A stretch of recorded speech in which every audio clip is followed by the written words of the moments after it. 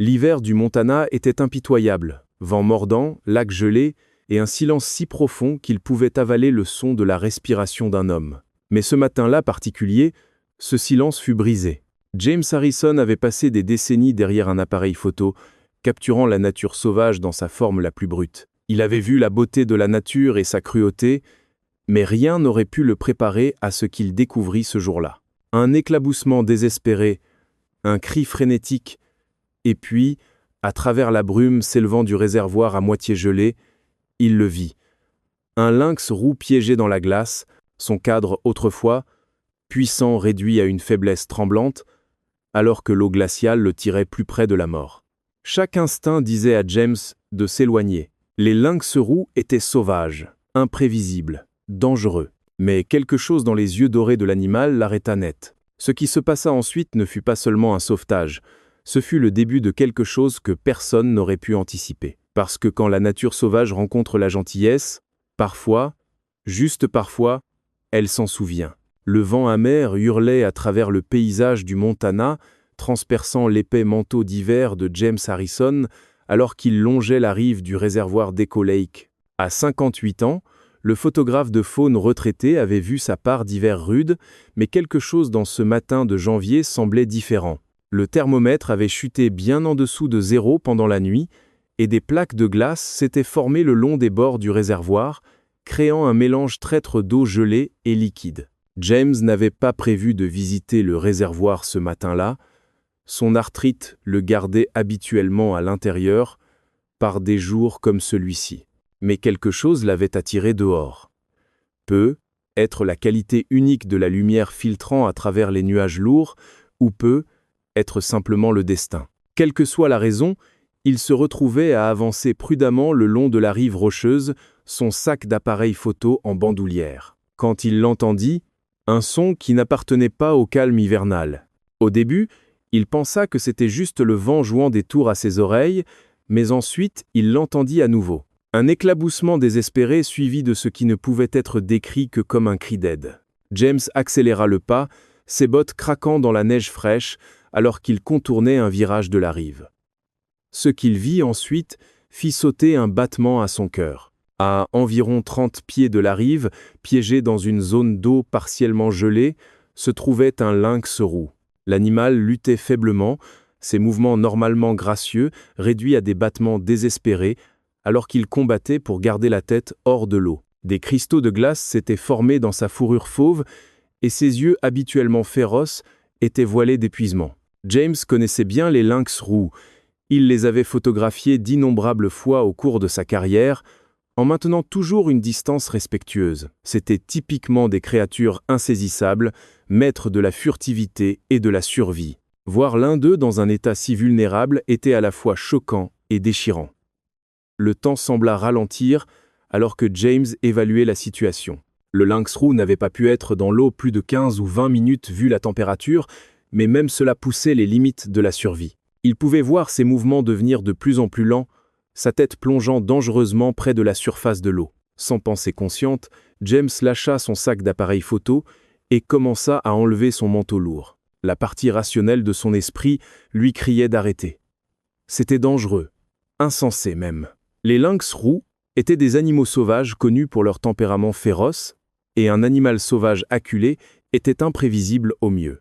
De plus, la température de l'eau devait être proche du gel. Il pouvait facilement devenir une victime lui-même. Mais James ne pouvait pas rester là et regarder la créature mourir. 25 ans à photographier la faune lui avaient appris que ces animaux n'étaient pas juste des sujets pour son objectif.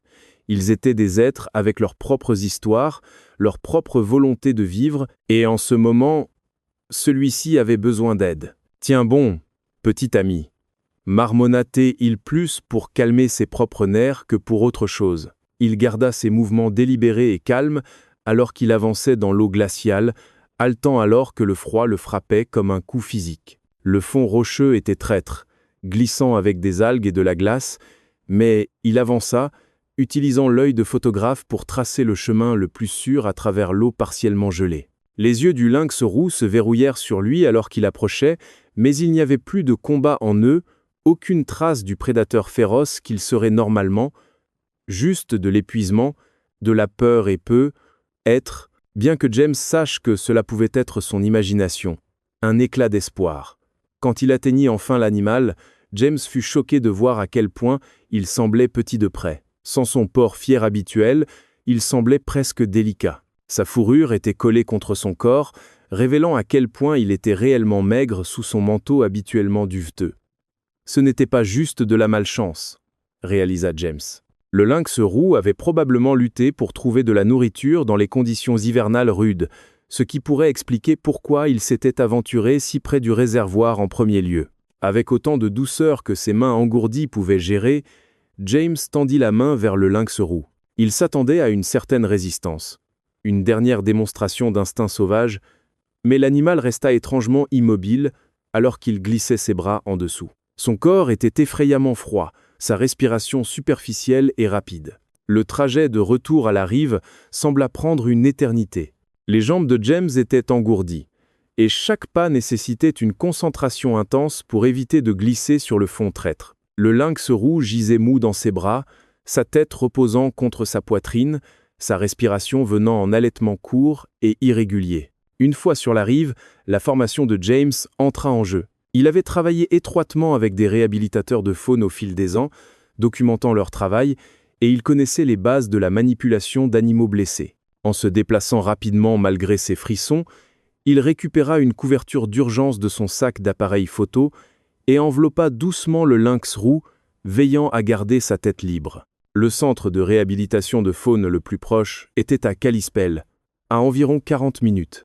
James savait que chaque minute comptait. Il rassembla ses affaires avec des mains tremblantes et se précipita vers son camion, plaçant le lynx roux enveloppé sur le siège passager avec un soin infini. Le trajet vers le Northern Lights Wildlife Rehabilitation Center fut un flou d'anxiété et de détermination. James gardait le chauffage à fond, divisant son attention entre la route glacée et son passager inattendu. Le lynx roux resta inhabituellement calme tout au long du voyage, ses yeux mi-clos mais occasionnellement clignant vers James comme pour vérifier qu'il était toujours là. Le docteur Sarah Martinez attendait à l'entrée du centre quand James arriva, ayant été alerté par son appel téléphonique frénétique. Vétérinaire de faune vétéran avec 15 ans d'expérience, elle avait traité de tout, des aigles blessés aux oursons orphelins, mais même elle sembla surprise par le calme inhabituel de leur nouveau patient. « C'est remarquable, murmura-t-elle alors, qu'il se précipitait avec le lynx roux dans la salle de traitement. Habituellement, ils sont furieux à ce stade, même blessés. Celui-ci semble différent. Les heures suivantes furent cruciales. La température corporelle du lynx roux était dangereusement basse, et il montrait des signes d'épuisement et de malnutrition modérée. Mais alors qu'il travaillait à le réchauffer et à le stabiliser, James remarqua quelque chose d'extraordinaire. Bien que l'animal reste alerte et conscient, il ne montrait aucune des peurs ou agressions typiques que l'on attendrait d'un prédateur sauvage en captivité. Au lieu de cela, il semblait observer les procédures avec une patience presque humaine, ses yeux dorés, suivant leurs mouvements avec une intensité calme. « C'est un mâle, probablement autour de 3 ans, annonça le docteur Martinez, après avoir complété son examen. À part l'hypothermie et l'épuisement, il est en relativement bonne forme. Pas d'os cassés, pas de blessures internes que je peux détecter. Il est un peu sous-alimenté, mais ce n'est pas inhabituel pour cette période de l'année. » James ressentit un soulagement inexplicable à cette nouvelle. Combien de temps prendra sa récupération ? Difficile à dire, au minimum quelques semaines.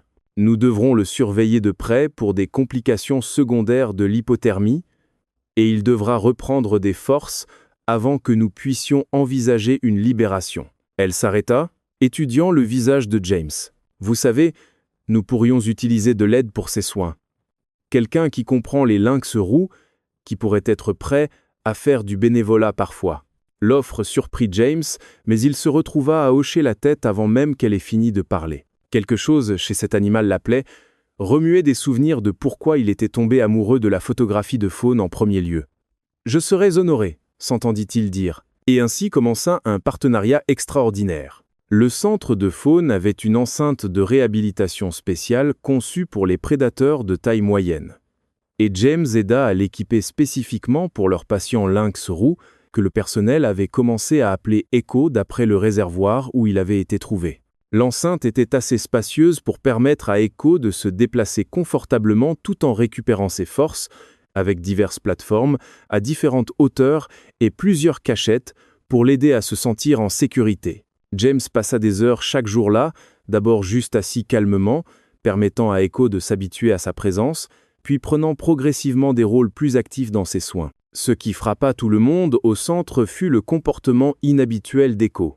Bien qu'il maintienne une méfiance saine envers la plupart des membres du personnel, il semblait reconnaître James comme son sauveur. Quand James entrait dans l'enceinte pour nettoyer ou apporter de la nourriture, Echo le regardait intensément, mais sans aucun signe d'agression. Parfois, il s'approchait même, maintenant une distance prudente mais montrant clairement de l'intérêt pour la présence de James. « Je n'ai jamais rien vu de tel », commenta un jour le docteur Martinez en observant à travers la fenêtre d'observation alors que James plaçait de l'eau fraîche dans l'enceinte. Echo était perché sur une plateforme proche, sa queue balayant lentement alors qu'il suivait les mouvements de James. Les lynx roux sont habituellement solitaires par nature, profondément territoriaux. Ils ne veulent typiquement rien avoir à faire avec les humains, même en captivité. Mais celui-ci, c'est presque comme s'il comprenait ce qui s'est passé. James passa d'innombrables heures à documenter la récupération d'Echo avec son appareil photo, capturant la transformation graduelle du lynx roux de la créature désespérée qu'il avait tirée du réservoir. Jour après jour, le pelage d'Echo retrouvait son éclat sain, ses muscles reconstruisaient leur force et ses yeux s'illuminaient d'une vitalité renouvelée. Mais contrairement à la plupart des prédateurs réhabilités qui deviennent typiquement plus défensifs en retrouvant leur force, Echo maintenait sa connexion inhabituelle avec James. Cette relation unique mena à des moments remarquables. Un incident particulièrement mémorable se produisit environ 3 semaines après la récupération d'Echo. James était assis à son endroit habituel dans l'enceinte, revoyant des photos sur son appareil photo, quand il sentit quelque chose frôler sa jambe. En baissant les yeux, il trouva Echo assis à côté de lui, assez près pour être touché, mais maintenant une distance respectueuse. Le lynx roux rencontra son regard surpris, avec ce qui semblait une composure parfaite, puis cligna lentement des yeux. Un geste qui, chez les chats, signifie souvent confiance et contentement. La rencontre dura seulement quelques instants avant qu'Echo ne se retire gracieusement vers sa plateforme préférée, mais elle laissa James profondément ému. Il avait passé des décennies à photographier des animaux sauvages, essayant de capturer leur essence à travers son objectif, mais il n'avait jamais expérimenté une connexion aussi directe avec l'un d'eux auparavant. À mesure que les forces d'Echo revenaient, le personnel du centre commença à discuter de sa libération éventuelle. Le protocole standard était de retourner les animaux réhabilités dans leur territoire d'origine, mais vu les conditions hivernales rudes qui avaient contribué à la situation d'Echo, ils décidèrent d'attendre un temps plus favorable. Ce délai s'avéra fortuné car il permit à James d'aider à préparer Echo pour son retour à la nature sauvage. Sous la guidance du docteur Martinez, ils commencèrent à placer des proies vivantes dans l'enceinte. D'abord des souris, puis des lapins, pour s'assurer qu'Echo n'avait pas perdu ses compétences de chasse. Ils furent soulagés de voir que ses instincts restaient aiguisés. Il se révéla être un chasseur efficace, bien que James remarque qu'Echo attendait souvent qu'il ait quitté l'enceinte avant de faire ses kills, comme s'il répugnait à afficher sa nature prédatrice devant son ami humain. Enfin, début mars, avec le pire de l'hiver derrière eux, l'équipe décida qu'il était temps pour la libération d'Echo. Ils choisirent une zone protégée dans la forêt nationale de Flatrad, à environ 20 miles de l'endroit où James l'avait trouvé. L'emplacement offrait beaucoup de proies naturelles et était assez loin des settlements humains pour donner à Echo la meilleure chance de succès. Le matin de la libération dauna clair et froid, avec un soupçon de printemps dans l'air. James arriva au centre tôt, son cœur lourd d'émotions mixtes. Il savait que c'était la bonne chose à faire. Echo était un animal sauvage après tout et appartenait à la nature sauvage. Mais au cours des 6 dernières semaines, il s'était profondément attaché à cette créature remarquable. Le docteur Martinez l'aida à préparer Echo pour le transport, le sédatant légèrement pour minimiser le stress pendant le voyage. Alors qu'il travaillait, elle remarqua la lutte émotionnelle de James. « Vous savez, dit-elle doucement, ce que vous avez fait ce jour-là au réservoir, ce n'était pas juste sauver la vie d'un animal. Vous nous avez aidés à apprendre quelque chose d'important sur ces créatures. Echo nous a montré qu'il y a plus dans les relations prédateur-proie que nous le pensions, plus de complexité dans leur vie émotionnelle. Le trajet vers le site de libération fut calme, James jetant occasionnellement un œil aux caisses de transport dans son rétroviseur. Echo était alerte mais calme, ses yeux dorés rencontrant ceux de James chaque fois qu'il regardait en arrière. Le service forestier avait aidé à sélectionner un point de libération idéal, une clairière entourée de bois dense, avec un petit ruisseau proche et beaucoup de couverts naturels. Alors qu'il portait la caisse vers le point de libération, James se souvint de tous les moments des 6 dernières semaines. La première fois qu'Echo s'était approché de lui dans l'enceinte, les heures calmes passées en compagnie l'un de l'autre, la construction graduelle de confiance entre l'homme et l'animal sauvage. Il savait qu'il n'oublierait jamais cette expérience, mais il savait aussi qu'il était temps de lâcher prise. Ils posèrent la caisse dans la clairière, pointant son ouverture vers la forêt. James s'agenouilla à côté, parlant doucement à Echo une dernière fois. « Porte-toi bien, mon ami, » murmura-t-il. « Reste en sécurité là-dehors. » Avec des mains stables, il déverrouilla la porte de la caisse et recula. Pendant plusieurs longs moments, rien ne se passa. Puis, lentement, Echo émergea. Il s'arrêta au seuil, son nez frémissant alors qu'il absorbait les odeurs de la forêt. Mais au lieu de bondir immédiatement vers le couvert, comme la plupart des prédateurs libérés le feraient, il se tourna et regarda directement James. Le moment sembla s'étirer en éternité. Dans les yeux dorés d'Echo, James vit quelque chose qui défiait une explication facile. Une reconnaissance, une compréhension, peut-être même une forme de gratitude. Puis, avec une grâce délibérée, Echo avança et pressa une patte dans la terre molle devant lui, créant une empreinte parfaite dans le sol humide. Avec un dernier regard à son sauveur, Echo se tourna et se dirigea vers la forêt. Il n'y eut pas de course folle pour la liberté, pas de panique ou de peur. Au lieu de cela, il marcha avec dignité et purpose, ses mouvements sûrs et confiants. Au bord de la clairière, il s'arrêta une fois de plus, regardant par-dessus son épaule vers James, puis, avec la grâce silencieuse qui rendait les lynx roux de si bons chasseurs, il disparut dans les sous-bois. James resta dans la clairière longtemps après qu'Echo eut disparu, son appareil photo oublié à son côté. Le docteur Martinez attendit patiemment à proximité, comprenant la signification du moment. Enfin, elle s'approcha et posa une main sur son épaule. « Vous savez, » dit-elle doucement, « je pense qu'il vous a laissé quelque chose. » Elle pointa le sol où Echo s'était arrêté. Là, clairement pressée dans le sol, se trouvait l'empreinte parfaite d'une patte de lynx roux. Une marque délibérée, presque comme une signature. James s'agenouilla pour l'examiner, sentant un profond sentiment de complétude. Avec des mouvements prudents, il prit plusieurs photographies de l'empreinte, sachant que ce cadeau final d'Echo deviendrait l'une de ses images les plus précieuses.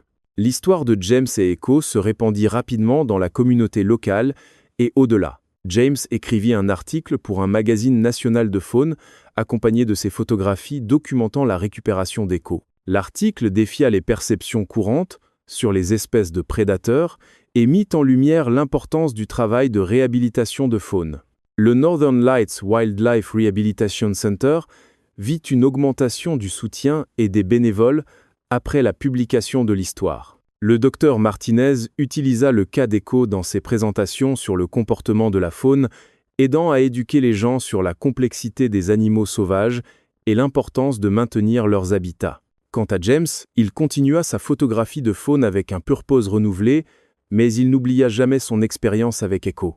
Dans les années qui suivirent, il retournait occasionnellement au site de libération, espérant apercevoir son vieil ami. Bien qu'il ne vît jamais Echo à nouveau, des caméras de faune locale capturaient parfois des images d'un lynx roux mâle en bonne santé dans la zone, distinguishable par un motif unique de taches sur son flanc gauche.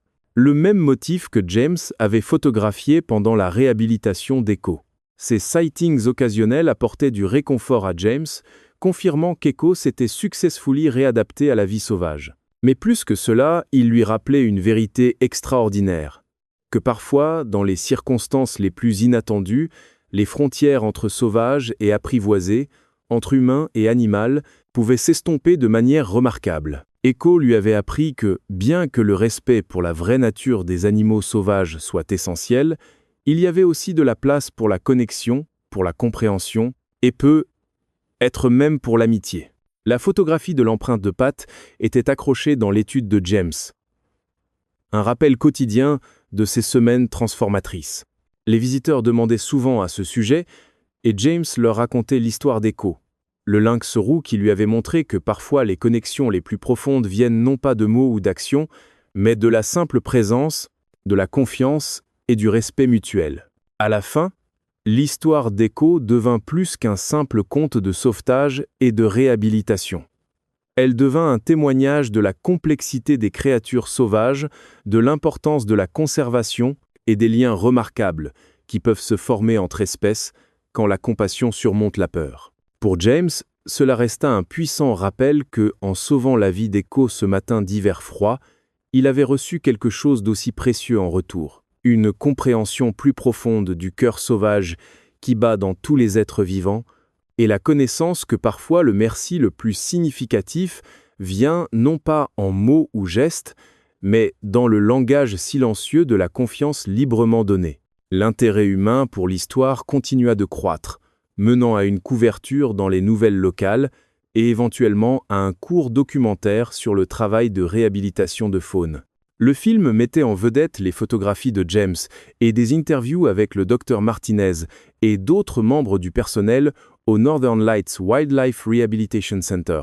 Il aida à sensibiliser aux défis affrontés par les animaux sauvages dans un monde de plus en plus développé et à l'importance de maintenir des installations professionnelles de réhabilitation de faune. James établit finalement un fonds de bourse en photographie pour les étudiants intéressés par la documentation de faune, utilisant les proceeds de ses photographies d'Echo et de son article. La bourse mettait l'accent sur l'importance de la photographie éthique de faune et de la sensibilisation à la conservation, assurant que l'héritage d'Echo continuerait d'inspirer les futures générations d'avocats de la faune. L'expérience mena aussi à des changements dans les pratiques locales de gestion de la faune. La zone autour du réservoir d'Echo Lake fut désignée comme un corridor de faune protégé, avec de nouvelles directives implémentées pour l'activité humaine pendant les mois d'hiver rudes. Les autorités locales installèrent des panneaux d'avertissement et des plaques éducatives sur la sécurité de la faune, utilisant l'histoire d'Echo comme exemple d'interaction responsable entre humains et faune. Le docteur Martinez continua d'étudier les modèles de comportement uniques qu'Echo avait affichés pendant sa réhabilitation. Elle publia plusieurs articles sur la cognition animale et l'intelligence émotionnelle chez les prédateurs sauvages, défiant les assumptions traditionnelles sur le comportement de la faune. Sa recherche suggérait que des animaux comme les lynx roux pourraient posséder une plus grande capacité de reconnaissance et de construction de relations que précédemment pensées, bien qu'elles prennent soin d'insister sur le fait que de tels cas étaient exceptionnels et ne devraient pas encourager des interactions casuales avec des animaux sauvages. L'hiver suivant, James se retrouva attiré plus fréquemment vers le réservoir d'Echo Lake. Il installa des caméras de faune dans la zone, espérant documenter les modèles saisonniers de la faune locale et prévenir des accidents similaires. Ces efforts menèrent à la découverte de plusieurs corridors de faune naturelle qui traversaient la zone du réservoir. Des informations précieuses pour les efforts de conservation locaux. Un matin frais, presque exactement 1 an après le sauvetage d'Echo, James revoyait des images de ses caméras de piste quand il fit une découverte remarquable. Dans une séquence nocturne, un lynx roux mâle en bonne santé apparut, se déplaçant avec une grâce familière. Le chat s'arrêta directement devant la caméra et le cœur de James sauta un battement alors qu'il reconnaissait le motif distinctif de tache. C'était Echo, mais ce qui rendit les images vraiment extraordinaires fut ce qui se passa ensuite.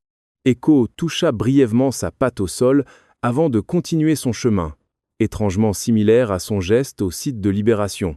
James ne pouvait pas prouver que c'était un écho intentionnel de leur adieu, mais la coïncidence l'émute profondément. Il partagea les images avec le docteur Martinez, qui les inclut dans sa recherche en cours sur la mémoire animale et les modèles de reconnaissance. Bien qu'elle maintienne l'objectivité scientifique dans son analyse, elle admit privément à James que le cas d'Echo avait changé sa perspective sur la réhabilitation de faune. Parfois, lui dit-elle, nous nous concentrons tellement sur les aspects biologiques de la réhabilitation que nous oublions que ces animaux sont des individus, chacun avec sa propre capacité d'adaptation et de connexion.